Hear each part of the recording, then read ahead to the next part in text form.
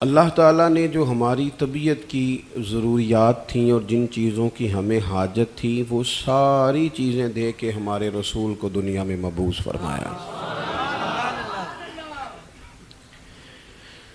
بعض اوقات ہوتا یہ ہے کہ انسان جب تھوڑا سا کسی چیز کی اصل سے ہٹتا ہے، جس چیز کی اسے ضرورت ہوتی ہے اس چیز کے علاوہ چیزوں کو استعمال کرتا ہے، اگرچہ وہ چیزیں درست بھی ہوں۔ مثلاً اگر آدمی کوئی زیادہ ہی مرچ مسالہ کھانے لگے، روز فاسٹ فوڈ کھانے لگے، جائز تو ہے کھانا، لیکن وہ روز کھائے گا تو صحت بگڑ جائے گی۔ اس کو غذا کی ضرورت ہے، لیکن غذا بھی تو وہ ہونی چاہیے نا جو اس کی صحت کے لیے ٹھیک ہو۔ اگر اس کی صحت کے لیے ٹھیک ہی نہیں ہے وہ غذا، تو وہ نقصان دینے لگے گی۔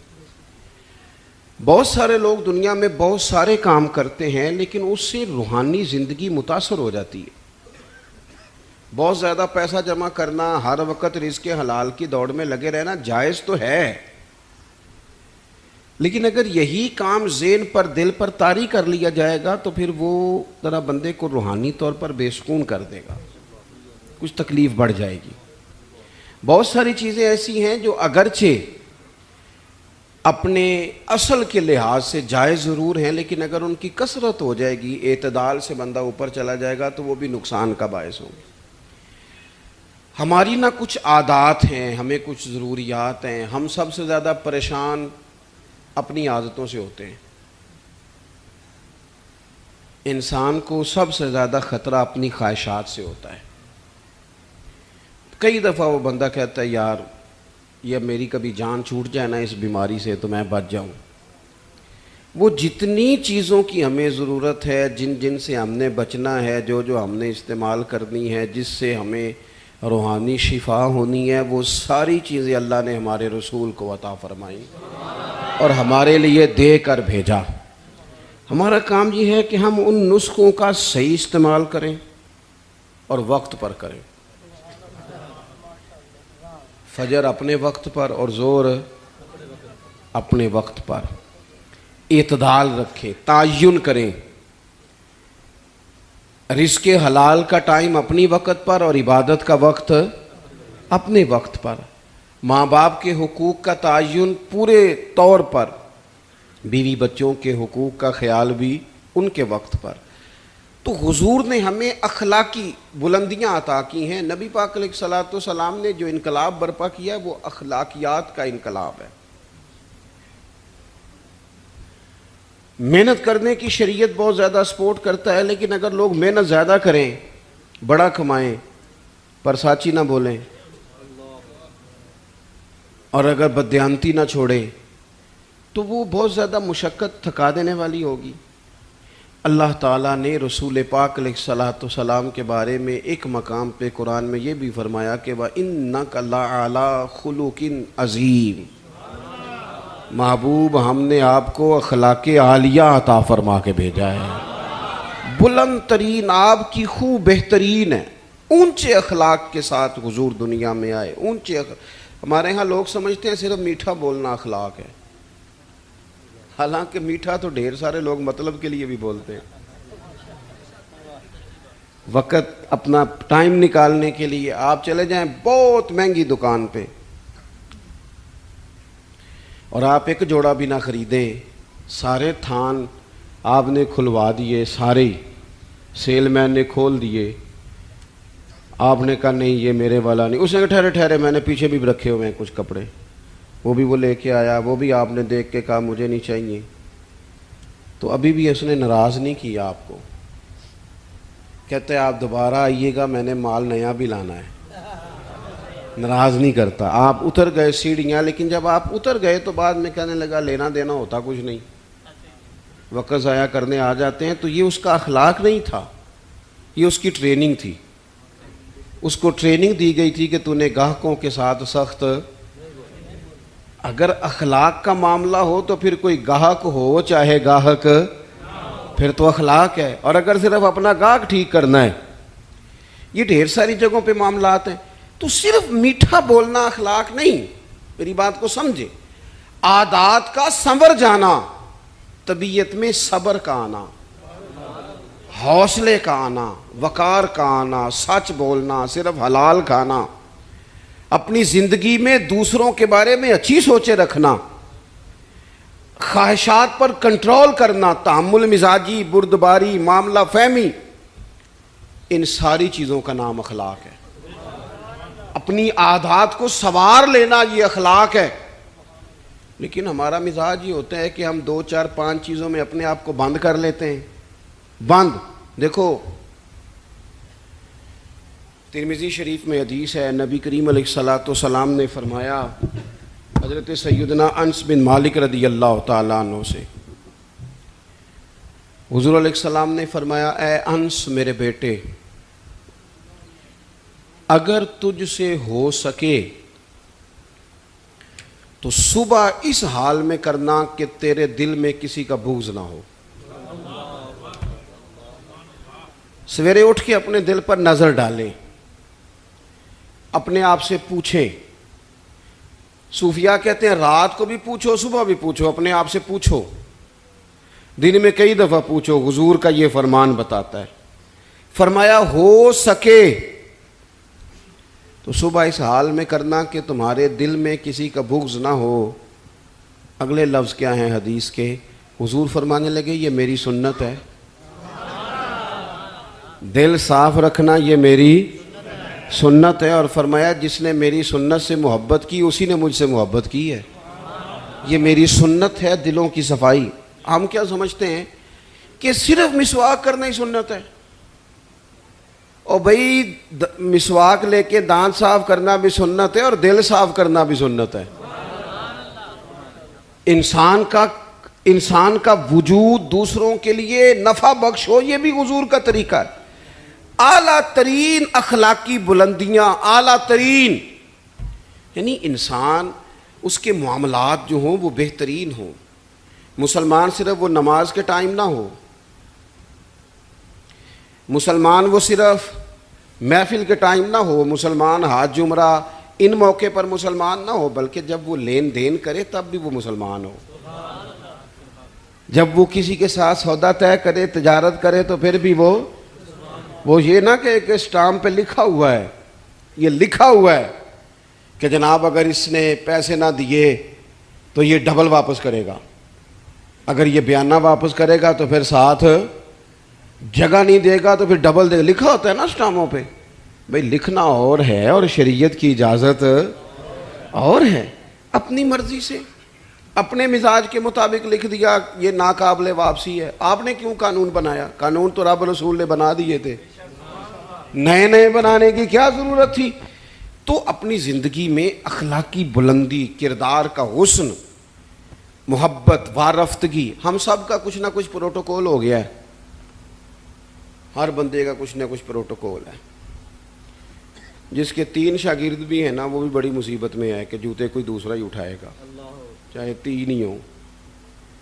وہ جس نے ڈرائیور رکھ لیا ہے نا، چلو اللہ نے توفیق دی، تیرے پاس پیسے تھے، تو نے ایک آدمی کو ڈرائیونگ پہ رکھا، اب اس کا خیال ہوتا ہے کہ گاڑی کا شیشہ بھی نا، میرا دروازہ بھی ڈرائیور ہی بند کرے، کیونکہ یہ تنخواہ جو لیتا ہے۔ او خدا کے بندے، یہ مفت کی مصیبت ہے، اپنے گلے ڈال لی ہے پروٹوکول کی، اس سے باہر آنا چاہیے۔ زندگی میں انسان خیال کرے۔ جی مجھ سے کچھ کہے؟ اچھا، کسی نے اگر کبھی ہمارے ساتھ ربط کیا ہے تو وہ بندہ محسوس کرے، ہماری طبیعت بوجھ نہ بنے، ہمارا لہجہ، ہمارا انداز خوبصورت ہو۔ اللہ تعالیٰ کسی بندے کو اگر کوئی چیز عطا کرتا ہے تو اپنے فضل سے عطا کرتا ہے۔ گھر میں 4 لوگ ہوتے ہیں، 4 بیٹے، سب کی آواز خوبصورت نہیں ہوتی، ایک بھائی کی سریلی ہوتی ہے، اللہ اسے نعت خواں بنا دیتا ہے۔ اب یہ سریلی آواز پیسوں سے بھی نہیں ملتی، محنت سے بھی نہیں ملتی، خدا کے، تو شکر کرنے کی بجائے لوگ اپنی آواز کا ریٹ رکھ لیتے، اس کا ریٹ لگا لیتے ہیں، کہتے ہیں اتنے میں دوں گا۔ او بھائی یہ تو نے خریدی ہے؟ کیا بات کرتا ہے؟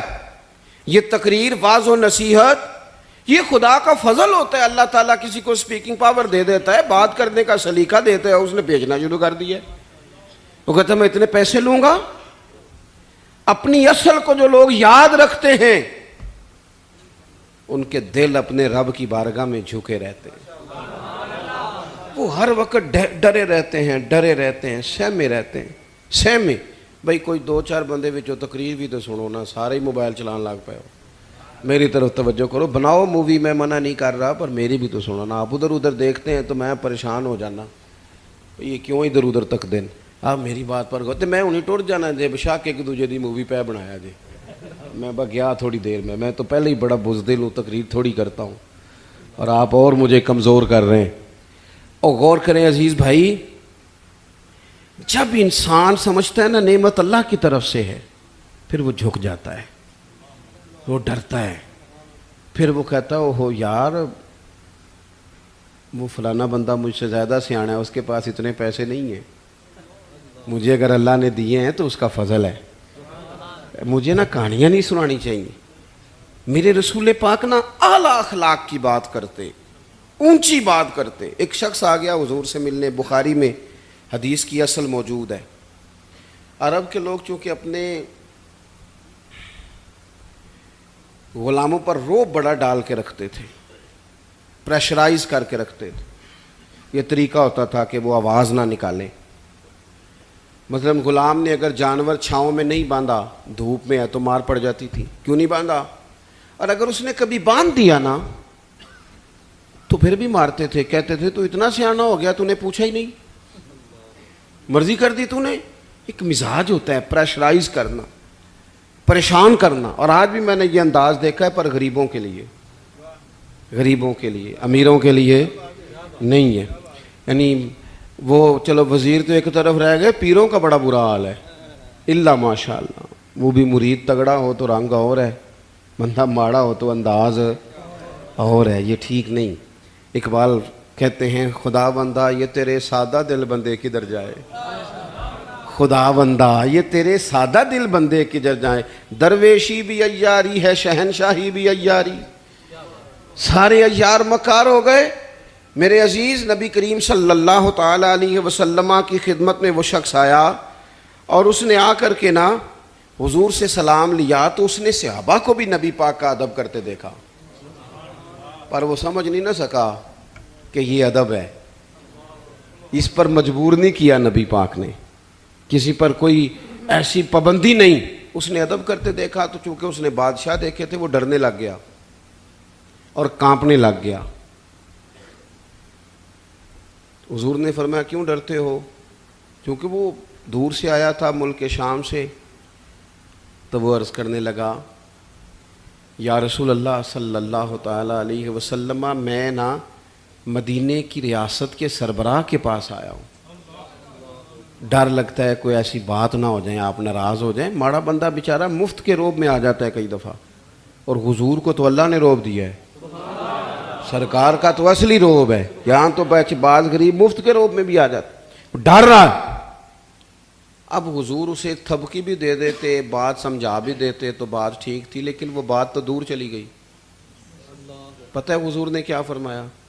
فرمایا سن بھائی, تو کسی ریاست کے سربراہ کے پاس نہیں آیا, تو اس بیٹے کے پاس آیا ہے جس کی ماں گوشت کے خشک ٹکڑے کھا کے بھی گزارا کر لیتی. تو غریب ماں کا بیٹا ہوں, غریب ماں کا. حضور نے بتلایا کہ کسی اخلاق یہ ہے کہ کسی شخص کو آپ کسی پریشر میں نہ ڈالیں, اسے پریشان نہ کریں. آپ کا وجود, آپ کی طبیعت کسی کے لیے بوجھ کا باعث نہ بنے. میں نے اپنی زندگی میں ایک ارادہ کیا ہوا ہے, اس کے لیے مجھے نیند بھی کم کرنی پڑتی ہے. میں نے دیکھا کہ جب کسی کو بلایا جاتا تھا نا, خطیب صاحب کو, پیر صاحب کو, تو بڑے بڑے فون کرنے پڑتے تھے, کتے پہنچے ہو, کتے آ گئے ہو, باہر جانا پہنتا سی, بندے پریشان ہو جاتے تھے. میں نے یہ کہا ہے کہ اگر کسی نے کہا ہے نا 2 بجے, تو وہاں 2 بجے سے 5 منٹ پہلے جانا ہے. سانو ٹینشن جنی مرضی ہوئے, سامنے والے نے لانا ہوئے. میری بات کی سمجھ آ رہی ہے؟ ہوتا کیا ہے, نہیں آپ کا تو خیر کوئی ایسا لیٹ نہیں ہوا, اللہ آپ کو جزا دے, اور میرے خوشی ہے آپ نماز پڑھ رہے تھے, یہ خوشی ہے. اور بڑی خوشی ہے کہ آپ نے جلدی سے نماز پڑھ لی, ورنہ اللہ خیر کرے. ویسے میں کو تھوڑے جو بھی ویکھے نا جنہیں نہیں پڑھی, چلو کہڑا تساں کسی نہ گل کرنی ہے. ایک بات یاد رکھنا, کوئی نہیں اجر ملے گا محفل میں آنے کا، بالکل نہیں۔ ایسے اپنے آپ کو جھوٹی تسلیاں نہ دیا کرو، فرض پہلے ہے اور نفل یہ کوئی کہانی نہیں کہ آپ محفل بڑی تگڑی کرائیں اور فلانا کام۔ مجھے ایک دفعہ ایک صاحب نے کہا جی 22ویں محفل ہے یا 21ویں ہے، آپ کو بلانا ہے، پہلے فلاں بزرگ آئے، فلاں عالم آئے، تو میں نے کہا نماز پڑھتے ہو؟ کہنے لگا نہیں، دعا کریں۔ تو میں نے کہا آج کے بعد نہ کسی کو بتانا کہ اتنے علماء کو میں نے دعوت دی ہے، وہ کہیں گے اتنے مولوی مل کے بھی اسے نمازی نہیں بنا سکے۔ تو اس لیے یہ اصل پہ آئیں۔ کیا مطلب اس کا مطلب ہے کہ نماز پڑھی نہ جائے اور باقی سارے کام کیے جائے؟ نماز اصل ہے، نماز روح ہے، اور حضور ناز سے بھی بڑے راضی ہوتے ہیں، پر میرے نبی نے فرمایا نماز تو میری آنکھوں کی ٹھنڈک ہے۔ تو جب تو نماز پڑھتا ہے حضور کی آنکھیں ٹھنڈی ہوتی ہیں، یہ تو کر نہیں رہا اور باقی تو ادھر ادھر بھاگتا پھرے، تو یہ اضافی بات۔ تو میرے عزیز، ایک تو حضور نے ہمیں یہ اخلاق دیا کسی کو تکلیف نہ دیں، کوشش کریں۔ ایک دفعہ نا ایک صحابی نے نبی کریم علیہ الصلوۃ والسلام سے کہا میرے گھر کھانے کے لیے آئیں۔ اس نے دیکھا کہ حضور پر بظاہر کچھ آثار ہیں بھوک کے، کئی دنوں سے کھانا نہیں کھایا۔ چہرہ دیکھا اس نے تو بندے گنے حضور کے پاس کتنے بیٹھے ہیں، تو 4 لوگ بیٹھے تھے۔ اس نے فٹافٹ گھر جا کے کہا 5 لوگوں کا کھانا پکا دیں۔ 5 لوگوں کا کھانا پک گیا۔ اب وہ حضور کو دعوت دینے آئے۔ آپ کو پتہ ہے آج کل لڑکے والوں نے جہیز مانگنا چھوڑ دیا ہے، پتہ جی کہ نہیں؟ میں تمہیں خبر دے رہا ہوں، یاد رکھیا جی۔ وہ کہندے نے اسی جہیز نہیں لینا، بس تسی 600 منڈے جی بچے بندے دی روٹی پکا چھڑنی، 600 دی تے روٹی مینیو اسی دیاں گے۔ وہ ویکھو جی وہ منڈے نے روز آنا ہے تے منڈے دے یاراں نے تے گھروں نہیں روٹی لبدی، کبھی نہیں کھائی۔ آپ کبھی دیکھیں بیٹی کے باپ کو، وہ کھانے والی لائنوں پہ یوں پھر رہا ہوتا ہے جیسے کوئی بندہ پاگل ہو گیا ہے، دعائیں کراتا ہے، پیر صاحب دعا کرنا اور میری عزت رہ جائے، کتے روٹی نہ تھوڑ جائے۔ ساری زندگی کے تانے بیٹی کے لیے، کیوں تکلیف دیتے ہو کسی کو؟ گھر روٹی نہیں ملتی، دعائیں کراتے پھرتے ہیں، دعائیں والد دیوانوں کی طرح بیچارہ وہ کناتوں کے اندر پھرتا ہے کہ یا اللہ روٹی پوری ہو جائے، غریب آدمی ہوں، بیٹی نے گھر جانا ہے، پھر ایک دیگ ساتھ بھی بھیجنی پڑتی ہے، ساتھ بھیجو گے تو عزت رہے گی، اور گھر کھانا نہیں کھاتے ہم۔ کیوں تکلیف دیتے ہو کسی بیٹی والے؟ کیوں ہم پریشان کرتے ہیں؟ کیوں اس طرح کی آزمائشوں میں ڈالتے ہیں جس سے سامنے والا بیچارہ آزمائش میں آ جائے؟ حضرت ابو شعیب رضی اللہ تعالیٰ عنہ حضور کے ساتھ 4 لوگوں کو گن کے گئے، کھانا گھر میں پکوا کے واپس آ کے عرض کی حضور روٹی پک گئی آ جائیں۔ جب وہ واپس آئے تو ایک صحابی اور آ گئے تھے زیارت کے لیے، وہ بھی اٹھ کے ساتھ چل دیے۔ پتہ ہے حضور نے فرمایا، نبی پاک مالک ہے ہماری جانوں کے، حضور مالک ہے، مالک۔ حضور کے لیے تن من دھن ہر شے قربان تھی غلاموں کی۔ حضور 5 کیا 100 بندہ لے جائیں تو بسم اللہ کریں صحابہ، لیکن نبی کریم نے اصول دیا، اخلاقی عالیہ کی بلندی سکھائی۔ اس صحابی کے گھر کے دروازے کے قریب جا کے حضور نے فرمایا بھئی 5 بندوں کا تم نے کھانا پکایا تھا، یہ جو شخص آئے ہیں یہ اپنی مرضی سے آئے ہیں، میں نے دعوت نہیں دی، اگر تم اجازت دو تو یہ اندر آئیں گے ورنہ یہ واپس جائیں گے۔ تم اگر اجازت دو، کسی کو تکلیف دی جا سکتی؟ ہمارا حال یہ ہے کہ ہمیں خبر کا پتہ بھی نہیں ہوتا کہ فلانے نے یہ کیا ہے کہ نہیں کیا، لیکن الزام گھر بیٹھے بیٹھے الزام لگا دیتے۔ گھر بیٹھے میں ایک جگہ پہ بیٹھا تھا، وہ کہنے لگے جی ایڈی چھیتی پیسے کمائے نہیں جا سکتے، کوئی رولا ہے وے۔ اور میں نے کہا کیا آپ، رب تو فرماتا ہے وَيَرْزُقْهُ مِنْ حَيْثُ لَا يَحْتَسِبُ، میں وہاں سے دے دیتا ہوں کہ بندے کا گمان بھی نہیں ہوتا۔ آپ کیسے کہہ سکتے ہیں؟ ہو ہی نہیں سکتا۔ کیسے؟ آپ کے ذمہ لگایا اللہ نے بانٹنا، معاذ اللہ۔ ہم اپنے گھر بیٹھ کے لوگوں کو برا بھلا کہتے رہتے ہیں، سوچتے رہتے ہیں۔ حضور نے فرمایا تو کہے گا تو یہ آئیں ورنہ واپس جائیں گے۔ عرض کی حضور میری ماں قربان، میرا باپ قربان، حضور سارا کچھ ہی آپ کا ہے، بسم اللہ لے آئیں ساتھ۔ تو اخلاق یہ ہے کہ ہمارا مزاج، دیکھو بہت سارے ٹیچر ہیں وہ گھر جا کے بھی ٹیچر ہی بن جاتے ہیں. ان کا دل ہوتا ہے گھر والوں سے کون نکالو کتابیں سبق پڑھاؤں. او بھائی تو باہر ٹیچر تھا, خدا کے بندے, یہاں تو کسی کا بیٹا ہے, کسی کا شوہر ہے, بیوی بیچاری سویر سے بیٹھی ہے, اس نے تیرے ساتھ کچھ 4 باتیں کرنی ہیں, کس کو سنائے بات اپنی, تیرے لیے آئی ہے سارا کچھ چھوڑ کے. تو ٹائم دینے کو تیار نہیں, تو باہر ہنستا کھیلتا دوستوں کے ساتھ آیا ہے, گھر آتے تیرا موڈ خراب ہے. کیا مطلب ہے ان بات؟ اخلاق صرف لوگوں کو دکھانے کے لیے. جج صاحب کا خیال ہوتا ہے گھر جاؤں تو کوئی نہ کوئی فیصلہ ہی کر دوں. علامہ صاحب, پیر صاحب, ان کا بھی خیال ہوتا ہے میں جاؤں تو سارے اٹھ کے کھڑے ہو جائیں, قبلہ آ گئے.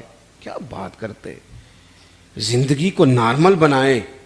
جو اخلاق ہمیں ہمارے رسول نے عطا فرمائے, نبی کریم نے جو ذوق ہمیں دیا ہے, حضرت سیدہ طیبہ طاہرہ, حضرت عائشہ صدیقہ, اللہ توڑا پلا کرے جی. تو پہلے دسنا سی پیسے دینے نے, اللہ آپ کو خوش رکھے. اے مینوں بڑے نے جی جڑے آ گئے نے, انہاں کو بندہ اٹھیا جی, پیسے لین آئے ہوندے تو تہاڈے نال پہلاں کوئی گل کردے. اسی تے دل شل لین دے عادی ہاں, اور دل لیا ہے تو یاد بھی رکھنا, تم کو عادت ہے بھول جانے کی. اب ہو گیا جی, اللہ آپ کو خوش رکھے. آپ میری بات سنیں. اللہ تعالیٰ نے نا, میں نے اپنی زندگی میں, چونکہ میں قابل آدمی نہیں ہوں, میں کسان کا بیٹا ہوں, اور میں نے سادی اماں کے ہاتھ کی روٹیاں کھائی ہیں. بالکل غریب بہن بھائیوں کا بھائی ہوں, غریب رشتہ دار ہیں میرے, میں نے غریب پیر بھائی سنگی بھی زیادہ ماڑی ہیں. اپنی زندگی میں ایک طے کیا ہے کہ نوٹوں شوٹوں کے چکر سے ذرا بچنا ہے. وہ بندہ گاں نکل جاتا ہے تو پچھلے لبدے رہ جاندے نے. پتہ کرو یہ کام ہی نہیں ہم کرتے. سانو تخت ہزارے دی لوڑ کی ہے, نالے کی لگے شہر بمبول دے نال, اسی تے اپنی بال کے سیکنے آ, سانو کی لگے کسے اور دے نال.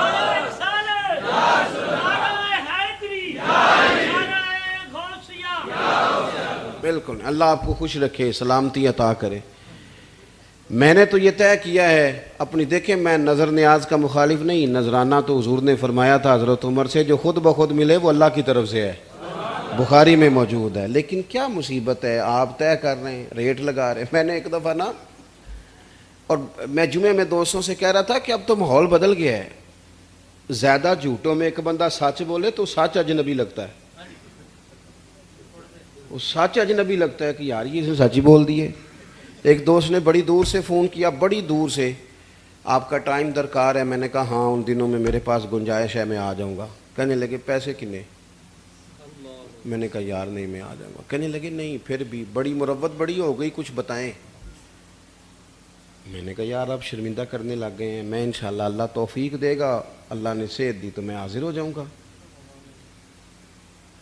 تو بندہ پتہ مجھے کیا کہتا ہے, کہتا ہے اگر آپ پیسے بھی نہیں لیتے پھر آپ کے مقاصد کیا ہیں؟ میں پریشان ہو گیا. وہ میں نے کہا بے موسمہ پھل نہیں سمجھ میں آ رہا تمہیں. او خدا کے بندو, یہ میرے رسول پاک کا دین ہے, تمہارا کا خیال ہے اچھے لوگ نہیں ہیں؟ میں سب سے گناہگار ہوں, چھوٹا ہوں, حضور کی امت میں بڑے بڑے نیک لوگ موجود ہیں. تو اس لیے زیادہ الجھے نہیں ان چیزوں میں. اللہ آپ کو جزائے خیر دے. بس میں بات سمیٹنی ہے جلدی, ایک دو باتیں اور کرنی, آپ میری بات پر توجہ فرمائیں گے. نبی پاک علیہ الصلوۃ والسلام جب گھر آتے نا تو حضرت عائشہ صدیقہ رضی اللہ تعالیٰ عنہ فرماتی ہیں جتنی دیر حضور گھر رہتے تھے نا, یہ آپ نے یاد رکھنی ہے بات, شفا شریف میں موجود ہے اور بھی کتابوں میں موجود ہے, جتنی دیر حضور گھر رہتے تھے نا, گھر والوں کا کوئی نہ کوئی کام ہی کرتے رہتے تھے. ہم نہ بن جاتے ہیں مخدوم بن کے ہماری خدمت کرو, پھر ہم تنگ بھی ہوتے ہیں کہ میں اتنا بڑا آدمی ہوں, دیکھو فلانا پانی لے کے نہیں آیا, فلانے نے سلوٹ ہی نہیں کیا. مجھے بڑی یاد ہے, میں کبھی کبھی نا اپنی اماں جی سے کہتا کہ اماں جی آپ کی ماشاءاللہ بیٹیاں ہیں, بہویں ہیں, اب آپ کام چھوڑ دیں, آپ خود اٹھ چلی جاتی ہیں, فلانی چیز میں خود بنا لیتی ہوں, سبزی کاٹ لیں تو چھوڑ دیں. تو مجھے اپنی والدہ کا ایک جملہ نہیں کبھی بھولتا. میری اماں جی مجھے کہنے لگی پتر جڑا بہ جاتا ہے نا وہ پھر بہ ہی جاتا ہے, تھوڑا جہا میں ٹرن پھرن دیا کر, بندے دے جسم میں جان رہی, جڑا بہ جاتا وہ. تو میں ویکھیا کئی بہ ہی گئے نے, کرم والے اٹھتے ہی نہیں, کوئی کام ہی نہیں کرتے, اے سی والا کمرہ, اے سی والی گاڑی, اے سی والا دفتر. وہ زندگی ساری ٹھنڈی کر لی انہوں نے. اور اقبال رو کے کہنے لگے لہو مجھ کو رلاتی ہے جوانوں کی تان آسانی. تو اپنے ارد گرد کے جتنے لوگ ہیں ان کا کوئی کام کیا جائے, ان کے لیے نا کچھ آسانی کی جائے. دیکھو حضور تکلیف نہیں دیتے تھے, گھر والوں کو بھی نہیں, دائیں بائیں والوں کو بھی نہیں. حضرت عائشہ صدیقہ فرماتی ہیں اگر کھانا پسند ہوتا کھا لیتے, نا پسند ہوتا تو چھوڑ دیتے, پر اس میں سے نقص نہیں نکالتے تھے. ایک آدمی کتنی دیر آگ کے سامنے کھڑا رہا ہے, کتنی تکلیف صحیح ہے, اور تنقید کرنے والے نے 1 منٹ میں کہہ دیا لے جا اٹھا کے, ساری زندگی نمک نہیں ڈالنا آیا. یہ لہجہ کتنا خطرناک ہے. آپ کو پتہ ہے کہ گرمیوں میں آگ کے سامنے کھڑے ہو کے کھانا پکانا کوئی آسان کام ہے؟ حضور علیہ الصلوۃ والسلام نے کہا کسی کا نا بندہ کوئی کام کر دے, کسی کو کوئی فائدہ ہو جائے, کسی کے لیے نفع بخش ہو جائے. تیسری بات, حضور علیہ الصلوۃ والسلام نے چاند کے 2 ٹکڑے کیے, ڈوبے ہوئے سورج کو نکالا ہے, درختوں نے سجدہ کیا, پتھروں نے کلمہ پڑھا. یہ سارے معجزے اللہ نے میرے رسول کو عطا فرمائے. لیکن حضور کا جو تعارف ہوا تھا نا لوگوں کو, سب سے پہلا تعارف یہ تھا کہ یہ صادق اور امین ہے. اس سے حضور کی عظمتوں کا تعارف ہوا تھا, سچ بولنا ہے اور دیانتدار رہنا ہے. ہمارا یہ مسئلہ بن گیا ہے, ہمارے ملک کا سب سے بڑا مسئلہ نہ معیشت کا ہے, نہ معاشرت کا ہے, نہ کچھ اور ہے. اس ملک کا مسئلہ دیانتداری کا ہے, دیانتداری. اور کرپشن بالکل اوپر نہیں, صرف ساری نیچے بھی مسئلہ ہے, نیچے بھی مسئلہ ہے. ریڑھی والا جو ہے نا, ریڑھی والا وہ بھی صحیح پھل سامنے لگاتا ہے, اور جو غلط ملت ہوتے ہیں وہ اس نے دکھانے کے لیے وہ رکھے. اور اگر آپ نے کبھی چن کے وہ ڈالنے شروع کیا تو کہتا میں سارے بیچنے نے, رلا کے دینے نے, تو بھائی پھر آپ کو رکھنے بھی ملا کے چاہیے تھے. رکھے علیحدہ ہے, دینے ملا کے. اگر دیانتداری, دیکھو پیسے تھوڑے ہوں لیکن اگر دیانتداری ہونا تو اللہ تعالیٰ ان میں برکت پیدا فرما دیتا ہے, اور تھوڑے معاملات پہ گزارا ہونے لگ جاتا ہے. اور ایک اور بات بھی ہمارے صوفیاء فرماتے ہیں, رزق حلال میں صبر ہوتا ہے, تحمل ہوتا ہے, سکون قرار آ جاتا ہے. 2 4 5 ہزار میں بھی بندے کے دل میں ٹھہراؤ پیدا ہوتا ہے. اور یہ جو حرام ہے نا, یہ بھوک بڑھاتا ہے, ہرس بڑھاتا ہے, ہوس بڑھاتا ہے. اس سے پیاس بڑھ جاتی, اور کٹھے کرو اور کٹھے کرو اور کٹھے کرو, یہ جان نہیں چھوڑتا. نبی پاک نے سچ کا سبق پڑھایا, سچ کا. رسول پاک دیانتداری کی بات کرتے, پہلا سبق ہی سچ کا دیا. ایک صحابی نے پوچھا یا رسول اللہ مومن بزدل ہوتا ہے؟ فرمایا ہو جاتا ہے کبھی. بخیل ہوتا ہے؟ فرمایا ہو جاتا ہے کبھی. یا رسول اللہ مومن جھوٹا بھی ہوتا ہے؟ فرمایا نہیں, میرا مومن جھوٹ نہیں بولتا. مومن اور جھوٹ, مومن جھوٹ نہیں بولتا, حضور سچ بولتے. نبی پاک کے جو پکے دشمن تھے نا, پکے, کیسر روم نے ابو سفیان ابھی کلمہ نہیں پڑھتے تھے, اپنے دربار میں کھڑا کر کے درجنوں سوال پوچھے. ایک سوال اس نے یہ بھی پوچھا کہ آپ مخالف ہیں چچا ہو کے, آپ نہیں مانتے, ان سے جنگیں لڑتے ہیں, یہ بتائیں کبھی انہوں نے جھوٹ بھی بولا ہے؟ او سجنوں سنو نا, او دوستو سنو یار, کبھی بندے کی زبان سے کوئی اوپر نیچے نکل ہی جاتا ہے. کبھی جھوٹ بھی بولا, کبھی. تو ابو سفیان نے چھڑی اٹھا کے دوبارہ زمین پہ رکھی, کہنے لگے میں مانتا نہیں, کلمہ نہیں پڑھتا. ابھی مسلمان نہیں تھے, لیکن وہ میرے بھتیجے ہیں. میرے سامنے سیدہ آمنہ رضی اللہ تعالیٰ عنہ کی گود میں وہ کھیلے, میں نے انہیں چچا کے گھر میں بھی دیکھا اور دادا کے کندھوں پر بھی دیکھا. گویا میں نے انہیں سیدہ ختیجہ کا دولہا بنے بھی دیکھا اور ان کی گود میں بیٹیوں کو کھیلتے بھی دیکھا. میرے سامنے ان کے بال سفید ہوئے, لیکن مجھے قسم ہے اس محبوب کی زبان سے جب بھی نکلا حق اور سچ ہی نکلا.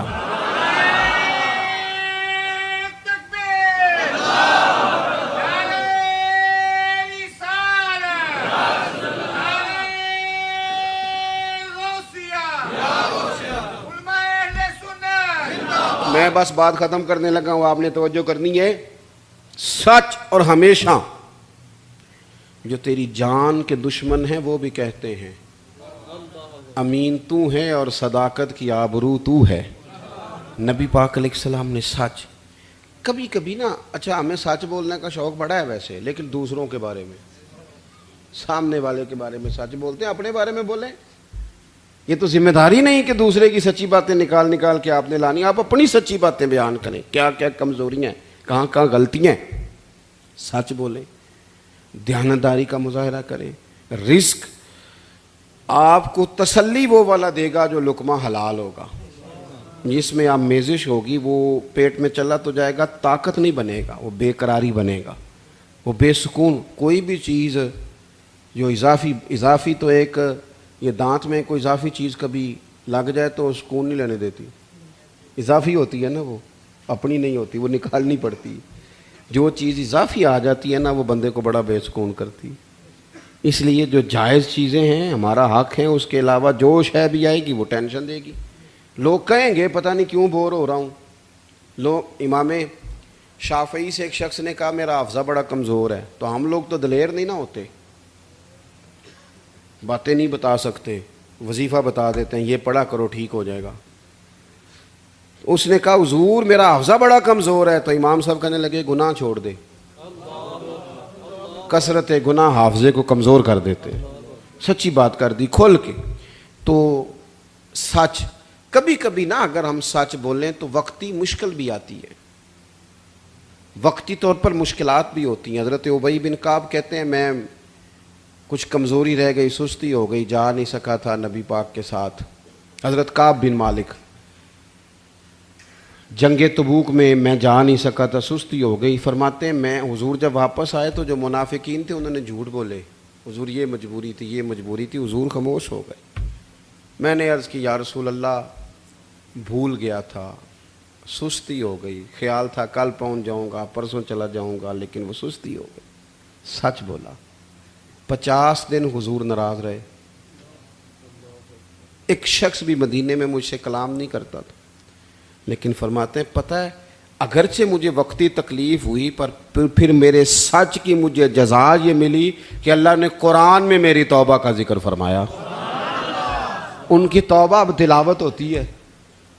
تو سچ بولیں, دیانت. 3 باتیں میں نے عرض کی ہیں, پھر دہراتا ہوں. ایک تو کوشش کریں مزاج کسی کو تکلیف نہ دیں.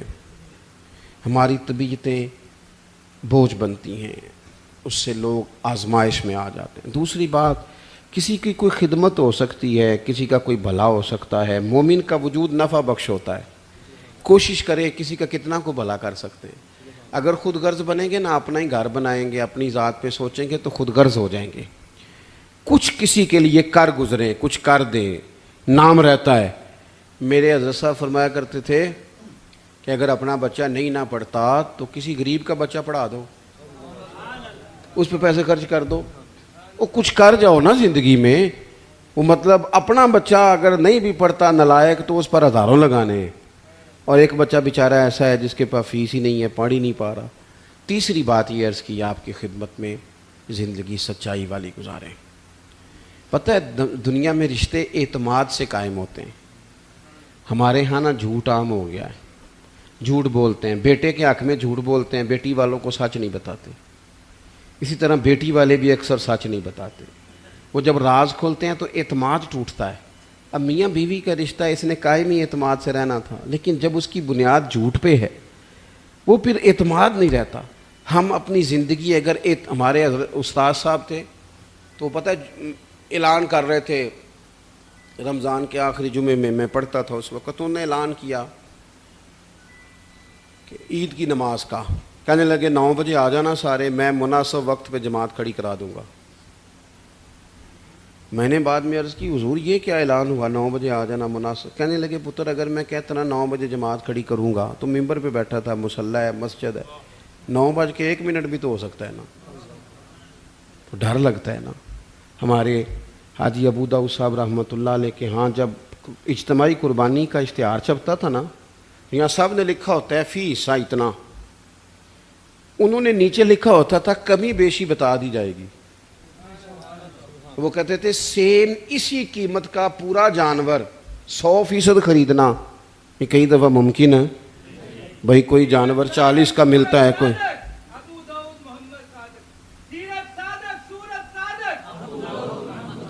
اللہ آپ کو جزا دے اللہ تعالیٰ جو میرے عزیز تو کوشش کرے زندگی میں جھوٹ نہ ہو بددیانتی نہ ہو یہ ہمیں ہمارے رسول نے دیا ہے اور ان چیزوں کی ہمیں ضرورت ہے اگر یہ چیزیں ہمارے پاس نہیں ہوں گی تو زندگی بے قرار اور بے چین گزرے گی اللہ کی بارگاہ میں دعا کرتا ہوں اللہ تعالیٰ مجھے اور آپ کو توفیق عمل عطا فرمائے اس خوبصورت محفل کا اہتمام کرنے والوں کو اللہ بہترین صلہ عطا فرمائے ہماری حاضری قبول کرے آخر دعوانا